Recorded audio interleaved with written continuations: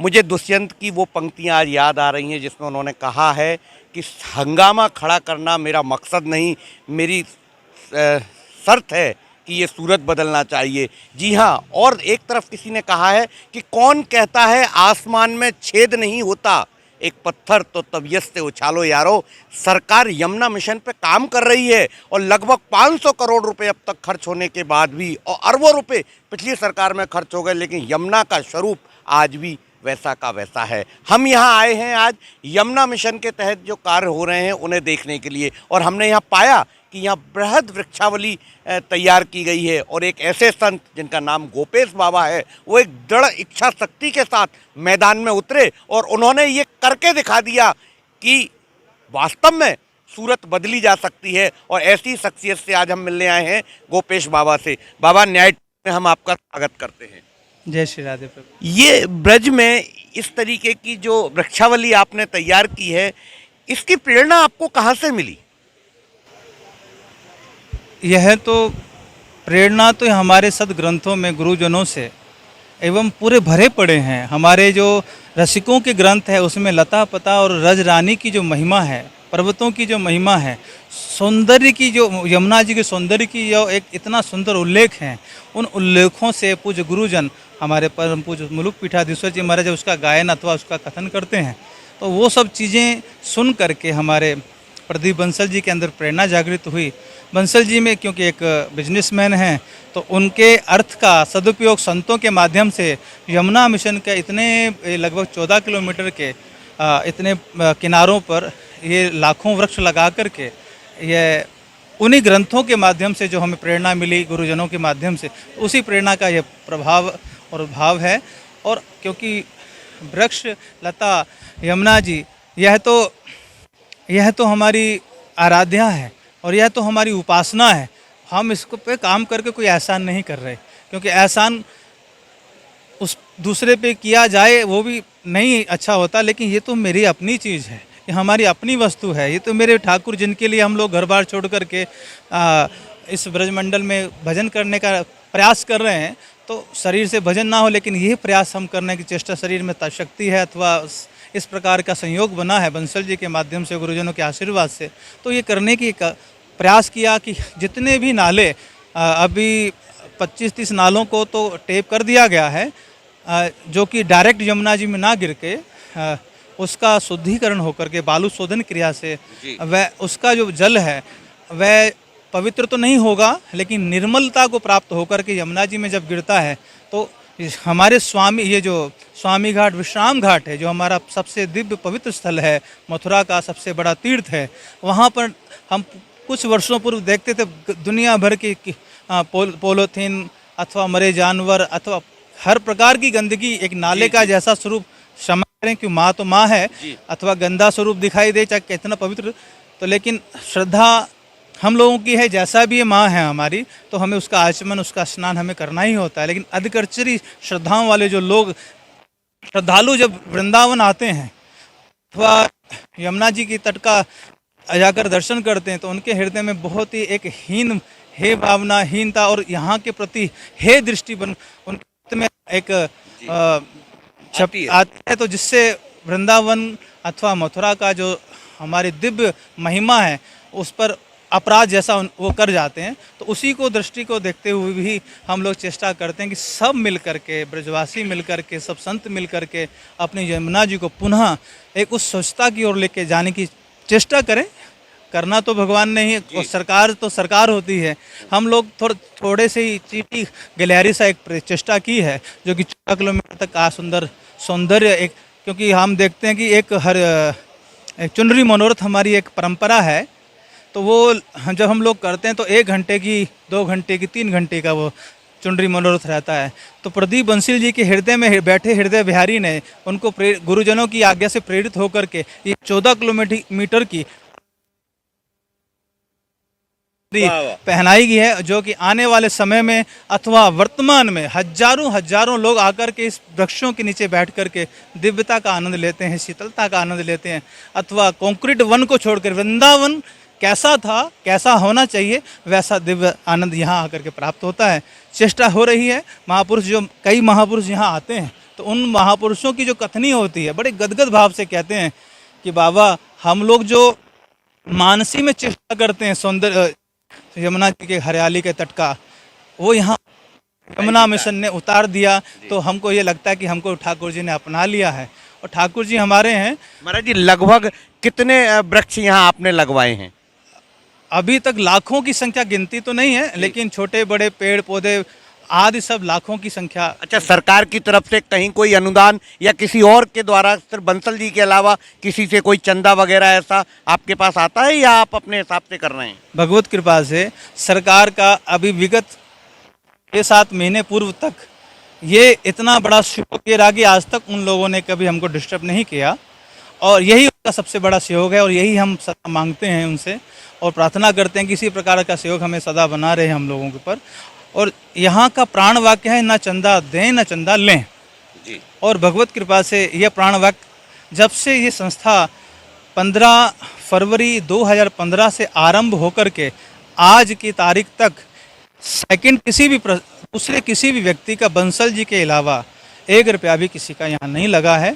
और भगवान कृपा करें हमारे बंसल जी के ऊपर कि वो उत्तरोत्तर उस प्रकार की इसी प्रकार की स्थिति को प्राप्त रहें, जिससे कि ये कार्य यमुनोत्री से लेकर प्रयागराज तक दोनों तटों का वृक्षों से आच्छादित करने की भावना हम लोग लिए हुए हैं बंसल जी के हृदय में।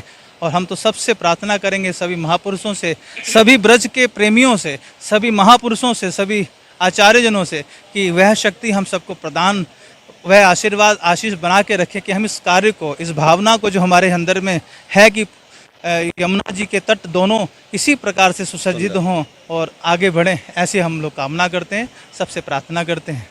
ये एक तरीके से देखा जाए तो उन लोगों के मुंह पे तमाचा भी है जो राज्य की सीमाओं में एक दूसरे पे दोषारोपण करते हैं कि ये उनका काम है या उन्होंने कैद कर रखी है, इन्होंने कैद कर रखी है। लेकिन आज हमने यहाँ आके देखा कि गोपेश के मुंह पे तमाचा भी है जो राज्य की सीमाओं में एक दूसरे पे दोषारोपण करते हैं कि ये उनका काम है या उन्होंने कैद कर रखी है, इन्होंने कैद कर रखी है। लेकिन आज हमने यहाँ आके देखा कि गोपेश बाबा ने इतना सुंदर कार्य किया है। आप भी अगर कहीं से हैं पूरे देश में तो आप ज़रूर यहाँ आएँ ये देखने के लिए। और कहा भी है कि अगर तुम ठान लो तो तूफान पथ का मोड़ सकते हो, अगर तुम मान लो तो जो भी है, मुझे याद नहीं आ रहा है पूरी बातें, लेकिन वास्तव में गोपेश बाबा ने यहाँ करके दिखा दिया है कि एक व्यक्ति जब ये सब कर सकता है तो हम सब क्यों नहीं कर सकते हैं। आइए इसी तारतम्य में मिलते हैं, एक और हमारे साथ भागवताचार्य जी हैं जो यहाँ आए हैं देखने के लिए, और उनसे पूछते हैं कि यहाँ आके उनको क्या प्रेरणा मिलती है। जी बताएं आप बागीश नंदन जी, यहाँ आपको बागीश जी यहाँ आके आपको किस तरीके की प्रेरणा मिलती है? बात यह है कि यहाँ आने के बाद तन और मन दोनों खिल उठते हैं। बड़ी सीधी सी बात आपको कह दूं, जब बसंत आता है तो बसंत के आने पर प्रकृति खिलखिलाती है, और जब संत आते हैं तो केवल प्रकृति ही नहीं संस्कृति भी खिलखिलाती है। आज यहाँ के परिदृश्य को देख करके मन इतना प्रफुल्लित हो रहा है, इतना आनंद से भरपूर हो रहा है, क्योंकि यहाँ चारों ओर जो एक हरितमा दिखाई दे रही है, जो हमारे ब्रज का, वृंदावन का एक निज अपना मौलिक स्वरूप है। आपको कह दूं मौलिक स्वरूप है। यमुना जी के लिए मैं आपको कह दूं, जब वृंदावन दिव्य कुंभ का आयोजन था तो मेरी वहाँ श्रीमद् भागवत की कथा आयोजन था वहाँ पर, और तत्कालीन वहाँ ऊर्जा मंत्री श्रीकांत शर्मा जी जब मेरे मंच पर आए तो मैंने वहाँ यही उनको एक अपील की, व्यासपीठ से मैंने अपील की कि मैं आपसे व्यासपीठ से यही एक दक्षिणा मांगता हूँ, यही भेंट मांगता हूँ, यही आपका एक प्रणाम होगा इस व्यासपीठ को, जब यमुना का जल निर्मल होगा और यमुना अपने उस निज स्वरूप में आएगी। तो यही मैंने उनको कहा। आज मैं यही चाहता हूँ सरकार से और सब ब्रजवासियों से, आइए हम सब मिलकर के इस यमुना के उस मौलिक स्वरूप में, उसको उस मूल रूप में अवस्थित करें, ताकि यहाँ का जल आचमन के योग्य बने, स्नान के योग्य बने। कल गंगा दशहरा है, गंगा दशहरा की पूर्व संध्या पर मैं सब ब्रजवासियों को बहुत बहुत बधाई देता हूँ, शुभकामनाएं देता हूँ, और यही कहूँगा हम सब मिलकर के इस पर्यावरण का संवर्धन करें, संरक्षण करें, क्योंकि जहाँ पर संरक्षण संवर्धन होगा पर्यावरण का, धरती सुरक्षित रह पाएगी। नहीं तो आप देख रहे हैं चारों ओर क्या हाल हो रहा है। आप सबको बहुत बहुत शुभकामनाएं, बधाई। बहुत बहुत धन्यवाद बागीर जी। कि श्री प्रदीप बंसल जी के द्वारा जैसो के भी हमारे भूपेश बाबा ने बतलायो, जब आप आरती करवे जाओगे कि वहां पे लिखो भयो भी है कि न चंदा दे न चंदा ले, लेकिन सबसे बड़ी बात यह है कि मुख्य रूप से आज आप यहाँ पे आए हो। हम लोग कई बार बीच बीच में आए के यहाँ वृक्षारोपण भी कर चुके हैं और यहाँ पे मथुरा के लगभग वृंदावन के कुल मिलाए के जहां पे आप चले हो बिरिया वाले बाबा के यहाँ पे और यहाँ तक लगभग छोटे बड़े मिलाए के 34-35 नाले टेप कर दिए गए हैं। और जहां से आप अभी ये आकाशवाणी के पास से आए हैं वहां से एक नालों लेके लगभग 7 किलोमीटर के बीच में अलग वाकू जो नाले आ रहे हैं, वाको पानी कहां जाएगा वह जगह वाकू एकत्रित किए जा रहे हो, जहां से भूमि भी खींच रही है लेकिन यमुना में नहीं जा रही है। सबसे बड़ी बात यह है कि यदि प्रयास किए जाएं और वहां में नाले गिरते रहे तो फिर कोई लाभ नहीं है ना। और एक बात समझ लियो, ये तो इतिहास दोहराए जा रहे हो, कोई के अंदर तो हृदय में कन्हैया की शक्ति प्रकट होगी। वास में भी एक ऐसी घटना भई जो भगवान श्री कृष्ण के हृदय में पीड़ा भई के विलोक के दूषिताम कृष्णाम कृष्ण कृष्णा हिना बिभू, गेंद गई बहानो, नील कमल मंगवाए गए बहानो। तो सुखदेव जी ने कही कि फिर असली बात कहा है, बोले तस्याम विशुद्धि मन विच्छन सर्वपम तमुद्भासयत, केवल कन्हैया के मन में ये इच्छा भई कि यमुना कैसे शुद्ध होए।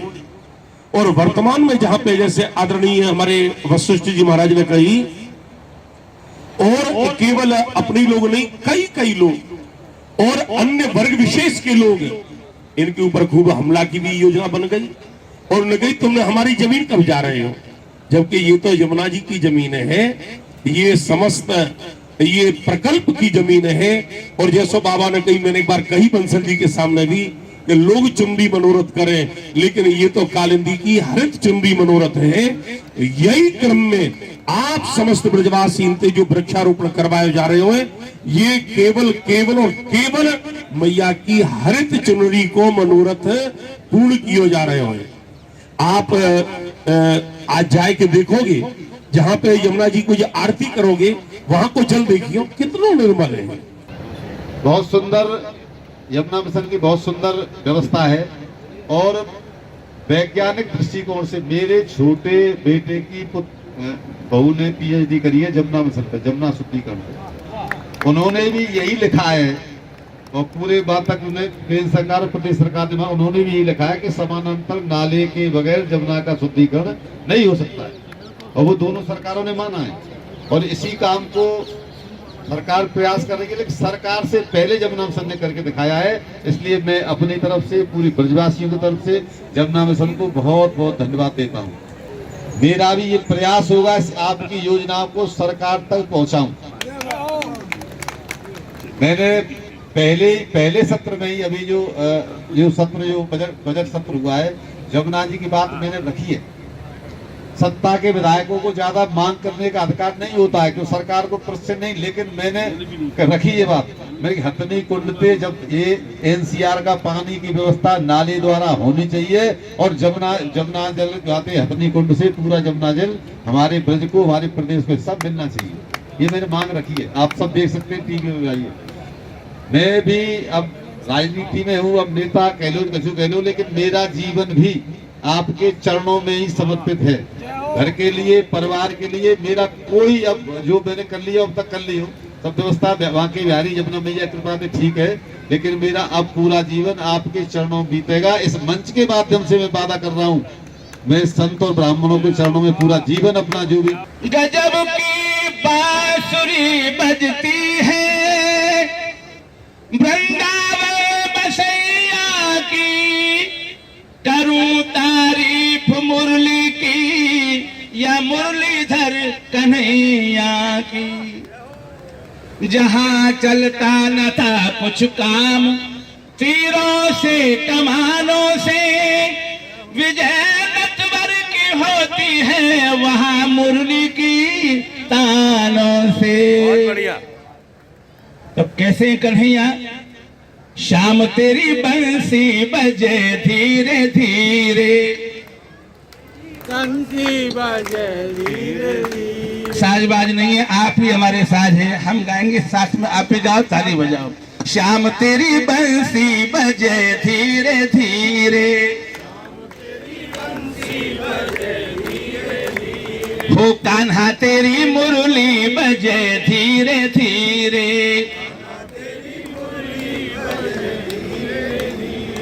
बजे धीरे धीरे सी यमुना के तीरे, बजे धीरे धीरे, ओ बजे धीरे धीरे सी यमुना के तीरे, बजे धीरे धीरे,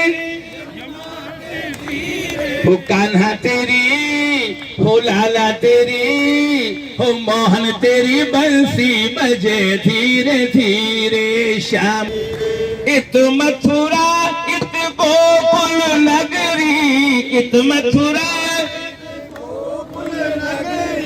इत मथुरा इत गोकुल नगरी,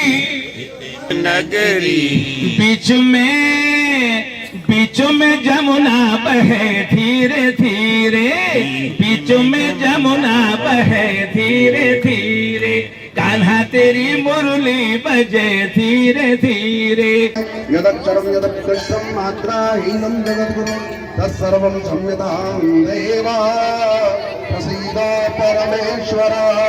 बोल श्री श्याम सुंदर यमुने महारानी की जय, श्री वल्लभाधीश की, श्री गिरिराज महाराज की जय, श्री राघवेंद्र सरकार की जय, श्री द्वारकाधीश भगवान की जय, सब भक्तन की जय।